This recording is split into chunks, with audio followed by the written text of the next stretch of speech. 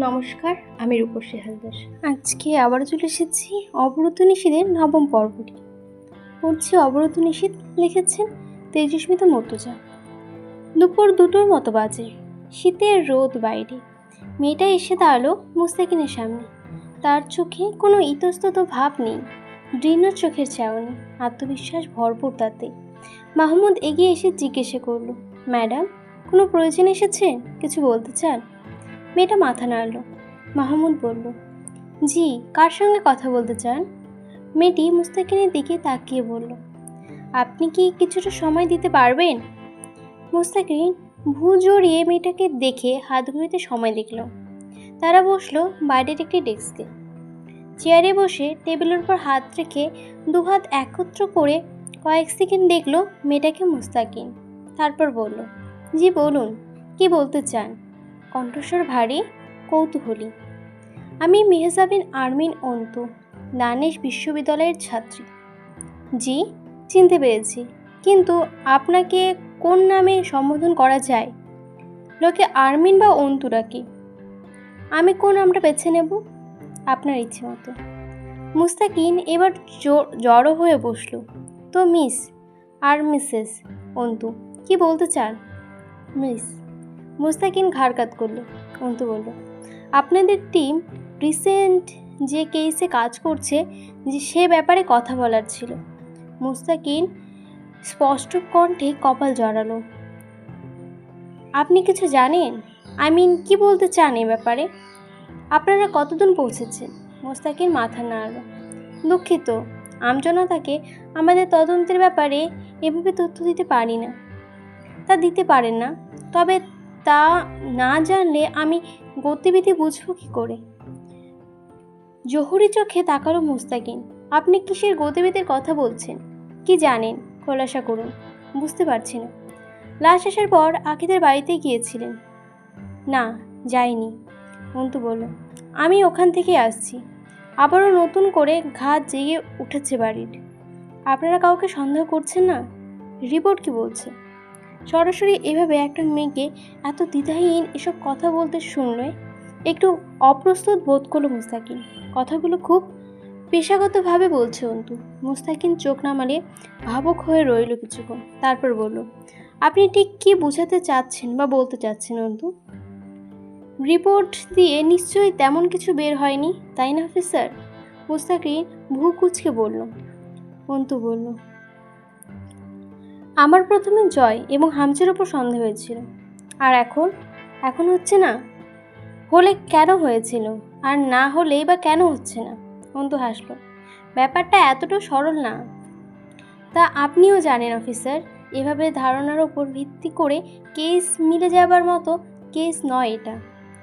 আপনি কি এটা জানেন কিছুদিন আগে আকির মেজো ভাই সোহান মারা গিয়েছে? মুস্তাকিন জবাব না দিয়ে তাকিয়ে রইল অন্তুর দিকে।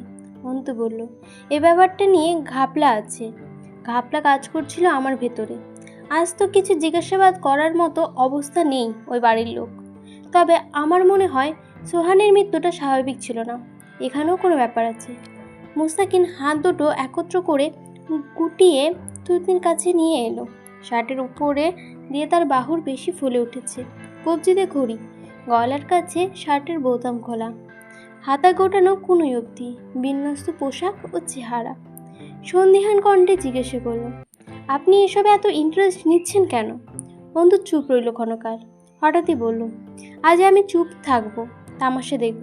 আখির পরের শিকারটা আমিই হব না, এমন গ্যারান্টি কার্ড তো পাইনি। আর তাছাড়াও, মুস্তাকিন সপ্রতিভ হয়ে চাইল, ভ্রু উচাইল। তাছাড়াও আখির পরিবার ভয়ে বারবার বলছে, বিচার চাই না। ধরুন, ওদের হয়ে সেই সকল জানোয়ারদের বিচার আমি চাই। চাপা তেজ বহির্ভূত হলো বন্ধুর কণ্ঠস্বরে, ভেদ করে। মুস্তাকিন মাথা নেড়ে সম্মতি জানিয়ে জিজ্ঞাসা করল, তো আপনি কি বলতে চাইছিলেন? আমাদেরকে সাহায্য করতে চান এই কেসে? সাধারণ মেয়ে আমি, অতখানি ক্ষমতা নেই। এরকম একটা ভয়াবহ কেসে মাথা ঢুকিয়ে ইনভেস্টিগেশনের সাথে আপনাদের সহায়তা করব। তবে এইটুকু দাবি জানাতে এসেছি, যে কোনো মূল্যে এই কেসকে শেষ দেখতে হবে আপনাদের। আখির মৃত্যুর জন্য না হোক, মেনে নিলাম কোনো না কোনো একদিন মানুষের হায়াত ফুরোয়, সকলের কপালেই স্বাভাবিক মৃত্যু লেখা থাকে, কিন্তু ওর সম্মানহানি এবং ওর সাথে হওয়া অত্যাচার যেন চাপা না পড়ে। আপনাদের গাফিলতির নিচে এই অনুরোধটুকু করতে এসেছিলাম। মুস্তাকিন সঙ্গে সঙ্গে জবাব দিল না, কিছুক্ষণ চুপ রইল। পিবিআই এর কার্যালয়ে এসে পিবিআই অফিসারের কার্যগতিবিধিতে আঙুল তোলার সাথে সাথে বিচার দাবি করছে। ইন্টারেস্টিং লাগলো মুস্তাকিনের কাছে ব্যাপারটা, তবে প্রমাণ এবং ক্লু খুব অভাব এই কেসটাতে। এমন কোনো সূত্র এখন অবধি আমাদের টিম পায়নি যা দ্বারা এই কেস এগোতে পারে। এরকম আরও কিছুদিন না পেলে কেস এমনিতেই চাপা পড়ে যাবে। তবে আমাদের চেষ্টা জারি আছে। অন্তু বেরিয়ে এলো। কিছুক্ষণ চেয়ে দেখলো মুস্তাকিনের অদ্ভুত মেয়েটাকে। অন্তু রাস্তা পার হওয়ার উদ্দেশ্যে রাস্তার পাশে এসে দাঁড়ালো। তখনই সামনের দিকে পাশ কাটিয়ে গেল হামজার গাড়িটা। অন্তু টের পেল না। যতক্ষণ দেখা যাচ্ছিল জয় খ্যাপা চোখে দেখলো অন্তুকে। ঘাড় ফিরিয়ে হামজাকে বলল, অন্তু পিবিআই ডিপার্টমেন্টের সামনে। কাহিনী বুঝতে পারছি না শালির। হামজা গম্ভীর স্বরে বলল, গরম রক্ত, প্রতিবাদ ভরা। হয়তো ওই মেয়েটার বিচারের জন্য লড়তে চাইছে। তুই নজরদারি করছিস কেন ওর ওপর? তাচ্ছিলের হাসি হাসল জয়। তোমার সৎ নেতাগিরি আর নীতির পেছনের পকেট মারি। ওর সন্দেহ আমার আর তোমার ওপর। এবারও কি তোমার নীতি কথা শোনাবে নেতাজি? হামজার হাতের পিঠে ঘাড় জমাট। কি যে হামজার হাতের পিঠে গাঢ় জমল। হামজার হাতের পিঠে গাঢ় জখম। জয়ের যত দ্রুত সম্ভব গাড়ি চালাচ্ছে। চেপে রাখার টিস্যু রক্তে ভরে উঠেছে। অথচ হামজার নির্বিকার ভঙ্গিতে ভ্রু কুচকে তাকালো। আমার তোর ওপর কেন? আমি তুই ওই কি করছি? জয় স্টিয়ারিং ঘোরাতে ঘোরাতে জবাব দিল, চলো জিজ্ঞাসা করে আসি। গাড়ি এসে থামলো এম আব্দুল রহিম মেডিকেল কলেজে, হাসপাতালের সামনে। ভেতরে ভর্তি রয়েছে দলের কয়েকটা ছেলে। গতকাল মারামারি হয়েছে ভার্সিটির মাঠে ঝন্টু সাহেবের ছেলে মাঝহারের লোকেদের সাথে। অবশেষে জয় যখন গিয়েছিল, শেষ পর্যায়ে তার হাত কেটেছে, কপাল ফেটেছে, পিঠে আস্ত একটা লাঠি ভেঙেছে। জয়ের টুকটাক ব্যান্ডেজ লাগলো। মাঝহারের ছেলেদের অবস্থা খারাপ, কিন্তু সবচেয়ে বড় আঘাত পেয়েছে হামজার সেক্রেটারি লতিফ। দলের লোকেদের হামজা সর্বদা ক্যাবিনেট অ্যাডমিট করায়। আমজনতার ভিড়ের রিস্ক থেকে এসব মামলায়। দুজন গিয়ে বেডের পাশে দাঁড়াতেই লতিফের বউ কাঁদতে কাঁদতে উঠে এলো। তখনও বেহুশ লতিফ। লতিফের কোমরের ওপর পেটের বাঁ পাশে ছুরির আঘাত করা হয়েছে মারামারির কোনো এক সময়। রাস্তা পাশে পড়েছিল সে। হামজা অবশ্য নির্বাচনের আগেই প্রস্তুত ছিল এসবের জন্য। একবার মারামারি সূত্রপাত হয়েছে সকালের দিকে। মাঝহারের ছেলেরা ক্লাব ঘরে ইট পার্কের ছোটাছুটির মধ্যে ঘটনা শুরু হয়। জয়ের মাস্টার্স ফাইনাল পরীক্ষা কদিন বাদে, সপ্তাহখানিকের মধ্যে দুদিনের জন্য ঢাকা যাবে সে। ক্লাবে সে ছিল না তখন। হামজা পড়তে বসার জন্য চাপে রয়েছে। কিছুদিন কারবার থেকে দূরে থাকতে চেয়েছিল, কিন্তু ইট পার্কেল ছুঁড়ে মাঝহারের ছেলেরা থামেনি। নোংরা ভাষায় হামজাকে গালি দিয়েছে। তখন হামজার ছেলেরা বেরিয়েছিল। দুপুরবেলা লতিফের সাথে এই অঘটন ঘটে যাওয়ার পর জয় বিকেলে পড়ালেখা ছেড়ে বেরিয়ে গিয়েছিল। সন্ধ্যার পর ভার্সিটির মোড়ে তুমুল মারামারি শুরু হলো দুই দলের। লাঠি সোটা ককটেল সাথে ছুরি ছিল ছেলেদের হাতে। জয় দুটো ছেলেকে বেদম পিটিয়েছে। সে সময় প্রতিবাদ করার জ্ঞান থাকে না জয়ের। এটা তার অপারগত। যখন কাউকে মারতে শুরু করে তাকে বৃষ্টির মতো মারা যায়। সে একনিষ্ঠ চিত্রে শুধু ছেলে দুটোকে মেরেছে, তার মধ্যে নিজে জখম হয়েছে বেশ ভালো মতোই। হামজা নিজে উপস্থিত ছিল না। সকালে জয়কে না ডেকেই হামজা পৌঁছে গিয়েছিল পলাশের ডেরায়। দিনাজপুরের নাম করা সন্ত্রাস পলাশ, আকবর আর রাজন, দুজনের সাথে ভালো মিল হামজাদের। সাথে দুজনকেই মহাজন বলা চলে। কড়া সুদে টাকা ধার দেয় মানুষকে, পরে তার বদলে জমি, ঘরের জিনিস অথবা ব্যবসা কেড়ে নেওয়া বহু নজির আছে। সেখানে গিয়ে মেরে এসেছে হামজা মাঝহারকে। জয় সেখান থেকে নিয়ে এসেছে হামজাকে। এখন অবধি জিজ্ঞেস করেনি মাঝহারের কি অবস্থা, কিভাবে মেরেছে, কি হাল করেছে। হামজা খুব শান্ত শীতল মেজাজের পুরুষ। যতক্ষণ না জয়কে আঘাত করা হয় তাতে ক্ষেপতে দেখেনি ছেলেরা। কিন্তু লতিফের স্ত্রী কান্নাকাটি দেখেছে। সে রাতে লতিফের বাচ্চা দুটো শুকনো মুখ দেখেছে। লতিফের রক্তাক্ত শার্টখানা দেখেছে। হামজার চেয়ারে বসিয়ে রেখে জয় দ্রুত গেল নার্সকে ডাকতে। এই অসময়ে হাসপাতালের নার্সের সংখ্যা কম চারদিকে। ব্যস্ত নার্স দাঁড়াতে বলল জয়কে। হুট করে জয়ের মেজাজ চটল, অমানুষের মতো হয়ে উঠল মুহূর্তে। দাঁত খিচে উঠল। ওঠ, তাড়াতাড়ি ওঠ। তোর পাশে যে মগা দাঁড়িয়ে আছে ওরে বল, ক্যানোলা ঘুরায়ে ঠিক ওই লোকের। তুই আমার সাথে চল। ভাইয়ের হাতে রক্ত পড়তেছে, শুনতেছিস না কথা? চেঁচিয়ে উঠল শেষের দিকে। নার্স কেঁপে উঠল, দ্রুত উঠে দাঁড়ালো। রাগে শরীর কাঁপছে জয়ের। এখানে হামজা থাকলে নির্ঘাতে একটা থাপ্পড় মারত কোনো মেয়ের সাথে এমন দুর্ব্যবহারের ফলে। নার্সকে নিয়ে এসে দাঁড়ালো হামজার পাশে। আসলে অনেকটাই রক্ত বেরিয়ে গেছে। সাদা পাঞ্জাবির রঙিন হয়ে উঠেছে হামজার। গালের পাশে কালশিটে দাগ দেখা যাচ্ছে। এটা স্বাভাবিক নয়। নির্বাচনের আগে এমন ঘটনাই ছিল। ঝন্টু সাহেবও তার ছেলে যে চুপচাপ বসবে না এটা কথা জানার ছিল। নার্স ভয়াত গলায় বলল, কিছু ওষুধ আনতে হবে। জয় তাড়া দিল, হ্যাঁ বলেন সিস্টার, কী কী ওষুধ লাগবে? আমি এনে দিচ্ছি, দ্রুত বলেন।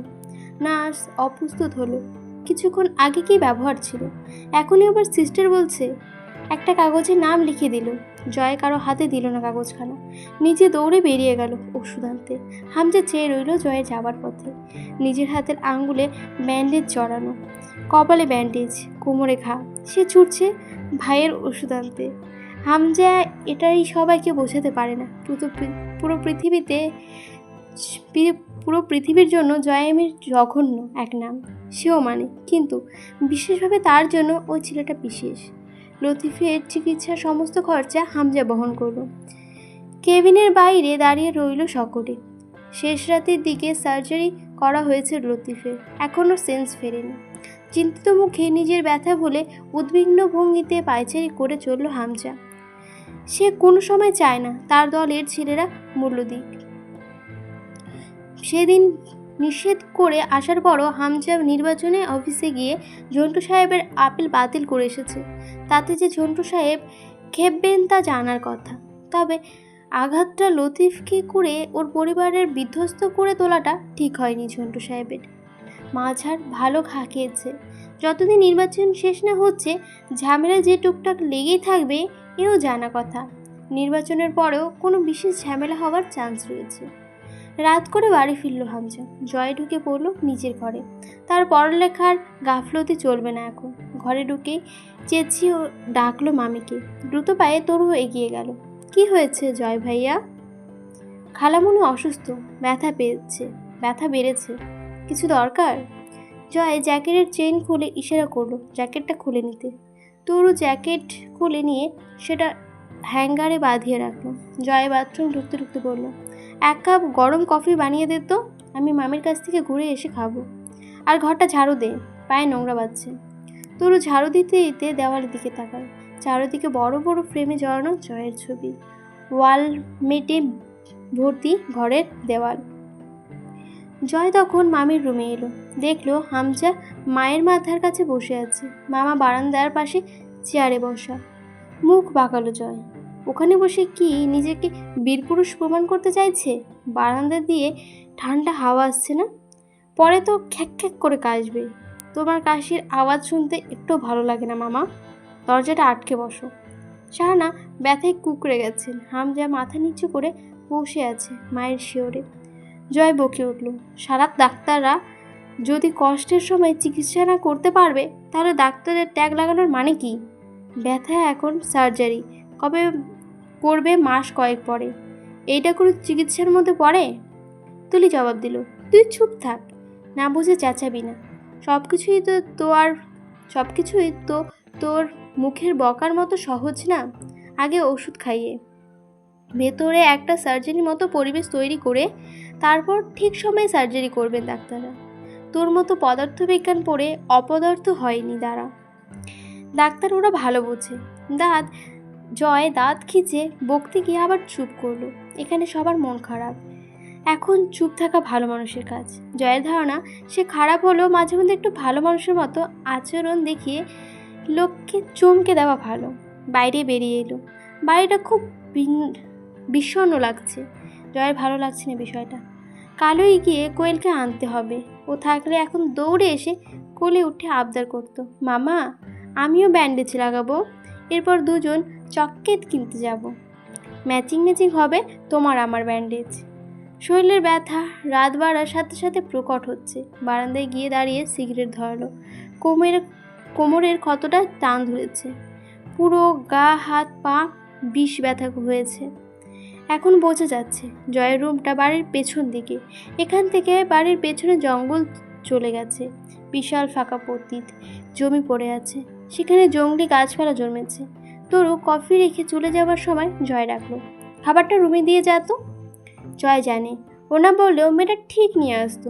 কেন এত যত্ন করে জানার বা বোঝার চেষ্টা করেনি কখনো জয়। তবে এই নিঃসঙ্গ পাপে ভরা জীবনে এই মেয়েটাই বেশ মনোযোগ পায় সে। তরু খাবার আনলো। জয় তখন বিছানায় বসা। তরু খাবার রেখে চলে গেল। দাঁড়িয়ে রইল। জয় জিজ্ঞেস করলো, দাঁড়িয়ে আছিস কেন? তরু খাবার রেখে চলে গেল না, দাঁড়িয়ে রইল। জয় জিজ্ঞেস করলো, দাঁড়িয়ে আছিস কেন? চিকন মিষ্টি কণ্ঠস্বর তরু। আপনি নিজে খেতে পারবেন? আমি খাইয়ে দেবো। অবাক হলো না জয়, সে জানতো এমন কিছু বলবে তরু। চেয়ে রইল তরুর মুখের দিকে কয়েক সেকেন্ড, তারপর মাথা নেড়ে সম্মতি জানালো। যত্ন করে খাওয়াতে বসলো তরু। খাবার চিবাতে চিবাতে একবার তরুকে দেখে নিয়ে নিঃশব্দে হাসলো জয়। আমি খারাপ, লোকের নাম শুনলে নাক ছিটকায়, তুই বিশেষ করে এই যত্ন কেন করিস? তরু চোখের ঘন পাপড়ি নেড়ে বলল। একবার তাকিয়ে চোখ নামিয়ে নিল, আস্তে করে বলল, করুন। জয় লোক মাটা গালে না নিয়েই আবার হাসলো। ভালোবাসিস আমায়? হাত থেমে গেল তরুর। চোখের কোণে জলের ছিটেটা জমেছে। জয় হালকা ব্যস্ত হলো। এই পাগলি, এই কাঁদছিস কেন?